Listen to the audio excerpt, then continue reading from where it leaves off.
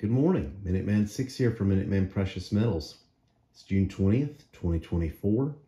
It's approximately 7:12 a.m. Eastern Standard Time, and this is your morning market update. Yesterday was a federal holiday and U.S. markets were closed. Today, gold is up $10.52 to $2340.02 at the time of filming during overnight trading. Silver is also up 49 cents to $30.26.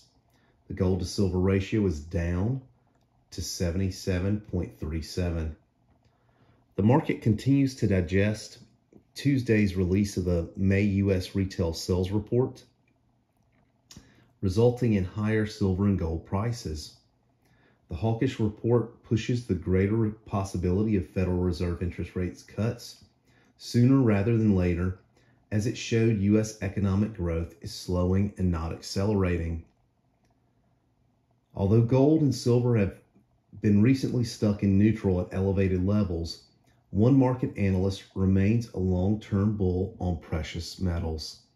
Ole Hansen, head of commodity strategist at Saxo Bank, published a report Tuesday saying investors and traders are just taking a breath after markets rose nearly $250 from its lows in February to peak at $24.50 an ounce last month.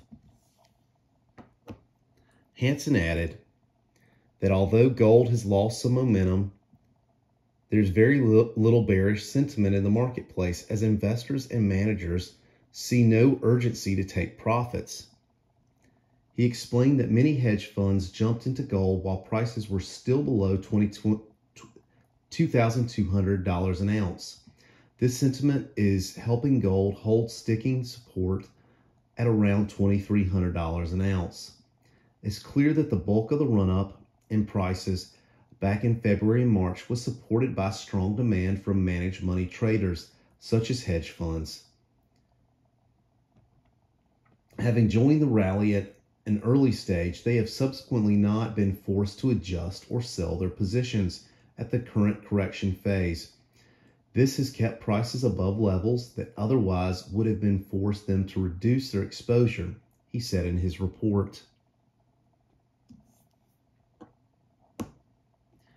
Getting on board early and at much lower levels helps explain why the current gold volatility is relatively low compared with other metals such as silver, platinum, and copper, where speculators joined a bit late and at higher price levels, leaving them with more exposure to long liquidation, and with that, the risk of deeper corrections, Hansen added. Looking ahead, Hansen said that one of the biggest pillars of support in the marketplace comes from gold's role as a safe haven asset and hedge against market risk as geopolitical uncertainty continues to impact the global economy. At the same time, Hansen said that growing sovereign debt is also forcing central banks to continue to diversify their foreign reserves away from the U.S. dollar. As to how long gold and silver's prolonged consolidation will last, Hansen said that's up to the Federal Reserve. He noted that while retail investors and Asian central banks continue to support the market, it's still missing a key component: investor demand. Gold and silver continue to see limited interest from ETF investors, who have remained mostly net sellers since 2022. With the Federal Reserve began to aggressively rate hike and raise the cost of carrying, or opportunity cost. Demand from ETF investors will likely remain subdued until interest rates are lowered, and that cost is also reduced. Slow ETF investor demand is something that we've covered on this channel previously.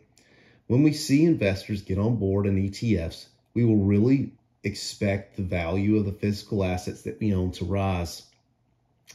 I will attach my newest video link here, but plan on releasing another new video today as well.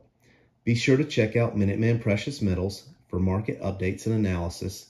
Thanks, and have a great day.